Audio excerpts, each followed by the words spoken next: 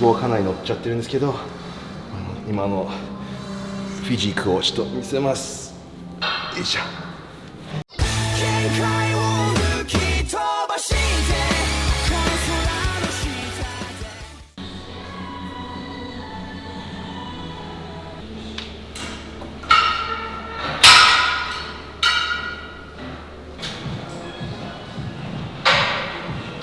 ヘイブン元気ですか？今日はトレーニング動画になります。去年の12月7日に最後の大会があったんですが、その後からすぐにバルク期に入ってます。なので今日はバルク中のトレーニングになるんですが、たまたま今日はチェストで、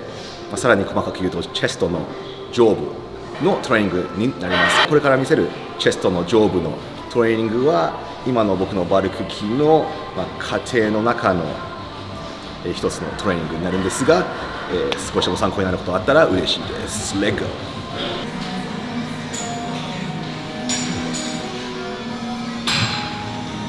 ストレッチのやり方は本当に何でもいいです。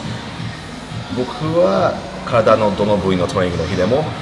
必ずフォームローラーでちょっと背中をほぐしてあげます。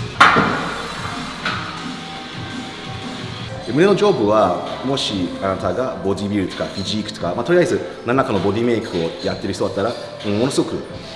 大事な部分です。普通に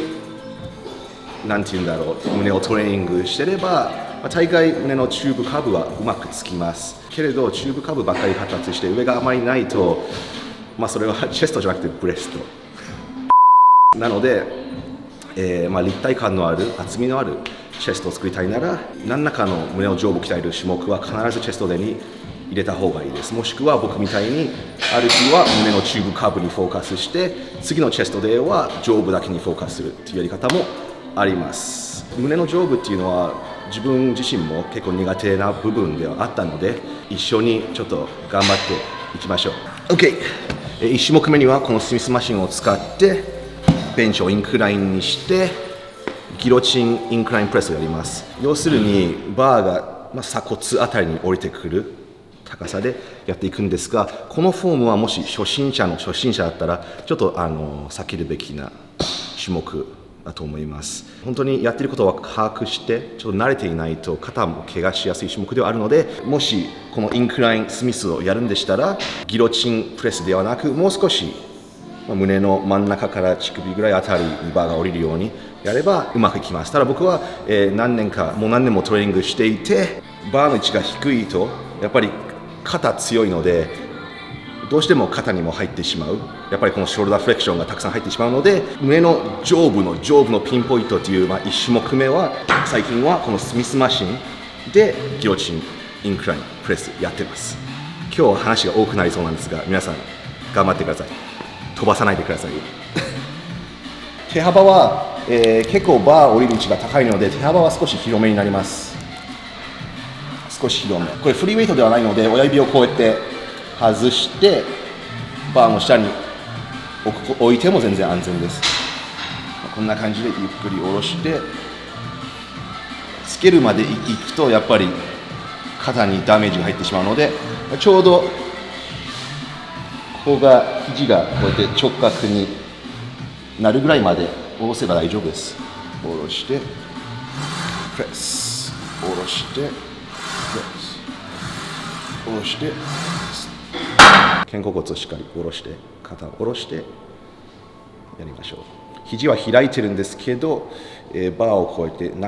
肘を中の方に締めてるような意識でプレスしてます。I get lost inside my thoughts and when I start to think oh the Tahoe closest starts to end up on the brink。 ウォームアップ3セットやってここからメインセット入るんですが110キロかな。重さはあまり関係ないです。とりあえず、下ろすときはゆっくり下ろす。ゆっくり下ろすだけじゃなくて胸にしっかり刺激が入ったままビビビッと伸ばすような感覚でゆっくり下ろす。メインセットは4セット6から8レップやります。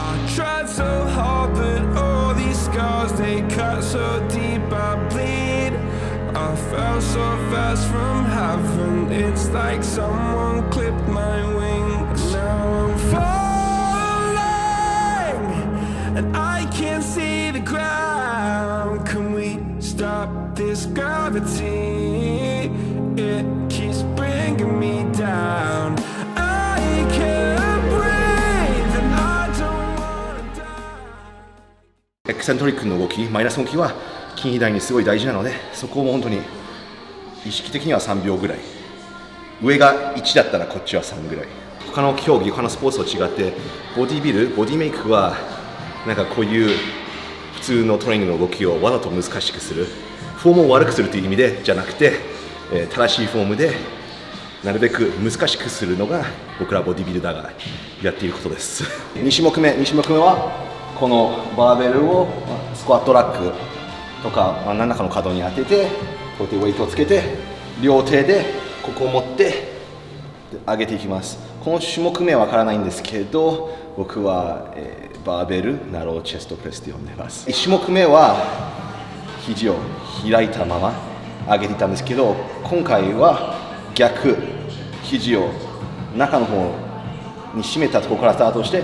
胸の中部上部をスクイーズ保ちながらやっていく種目です。この種目で気をつけてほしいところが、肩があんまり内旋しないように、肩のフロントが弱い人とかは、一石二鳥みたいに、肩フロント、胸の上部を同時にやっていくのも、それが作戦なら全然大丈夫です。今日のテーマは本当に胸の上部ピンポイントなので、多少動き的にはショルダーフレクションが結構入る種目なので、肩のフロントには少し入ります。ただここの負荷をなるべくこっちに逃がすために、胸を張ったところからスタートして、肩甲骨を活性させて、これをなるべく保ったまま上げていきます。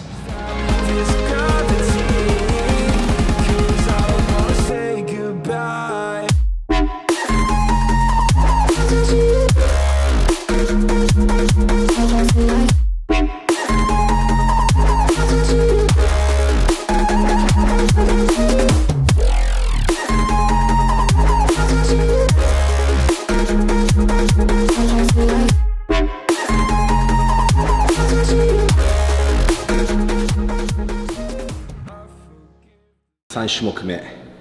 ダンベルとこのインクラインベンチを使ってダンベルチェストフライやります。チェストフライすごい大事です。もう一回言うんですけど、今日の1種目目は結構肘を開いたまま重量を使った。2種目目は肘を締めてこのスクイーズをずっとなっていった。3種目目はまた結構肘は開くんですけど、今度は1種目目になかったストレッチ、本当に下の方までストレッチします。ストレッチが一番大事な種目になります。チェストフライ、やり方いろいろあります。皆さん自分のやり方でいいです。ダンベルの握る位置は人それぞれなんですが、僕の場合は本当に真ん中普通に持ちます。ここから倒れてスタート位置が、拳が結構なんて言うんだろうね、胸の上部と平行になるぐらいのところ、ここがスタート地点。ストレッチがものすごく今入ってます。チェストにビリビリっていうストレッチを感じたら、ここから上げます。一般的なチェストフライでしたら結構中の方まで締めていくと思うんですけど、ちょっと前の動画で倉持選手っていう、クラシックフィジーカーの方とトレーニングする機会があって、その時一緒にやったチェストフライがかなり興味深かったので、そのトレーニングセッション以来ちょっとそのフォームで、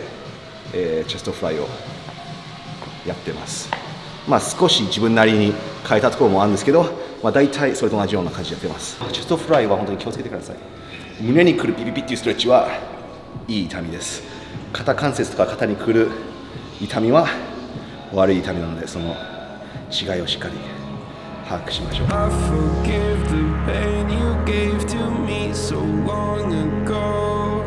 Sleepless nights I laid awake just begging to let go. I almost got to suicidal thoughts, but you stepped in. An angel sent from heaven showed me how to live again. 胸の上部の日には、必ず僕はこの種目で締めてます。この種目っていうのはケーブルチェストフライです。ケーブルの高さは肩関節ぐらい、もしくはやや肩より低い位置にセットするのが好きです。胸の上部をケーブルで胸の上部を鍛えるってなると、大概の人はこれを一番下の位置まで持っていってこうやってやっていく人が多いかと思います。それも全然いいです。ただ僕の場合はやっぱり肩のフロントとか、腕にも少し逃げてしまう時もあるので、別にどっちがいいとかじゃないですけど、僕にとっては最近ここからやるのが一番好きです。両方やる日もあるんですけどね。自分が真ん中にいることを確認してケーブルをこのまま前の方に歩いて引きずって持ってきて、でスタートがここです。で拳がやや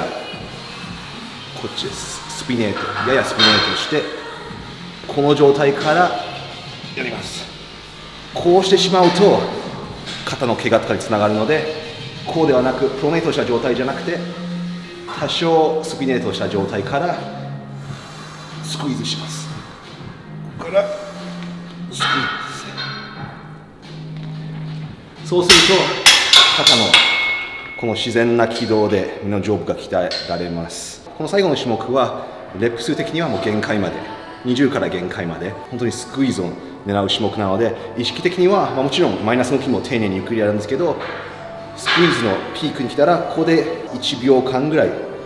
保つような意識でやっていきましょう。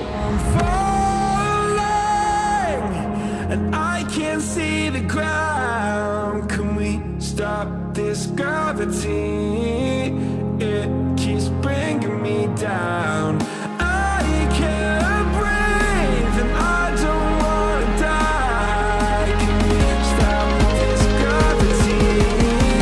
'Cause I don't wanna say goodbye.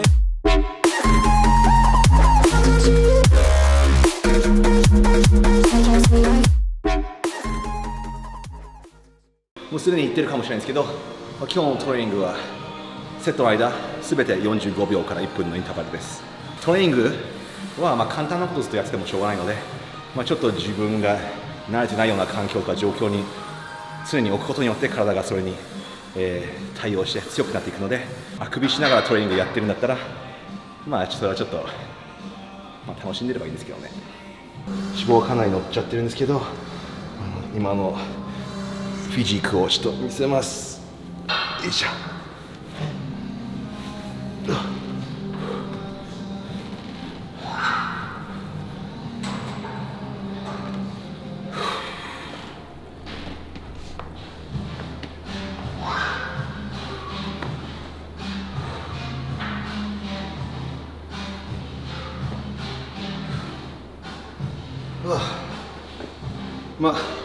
ご覧のように胸の上部がかなりパンパンな状況です。胸の上部かなりパンプしています。狙ってたのは本当にここから上、大会の時と比べたらもうボヨンボヨンなんですけど、っ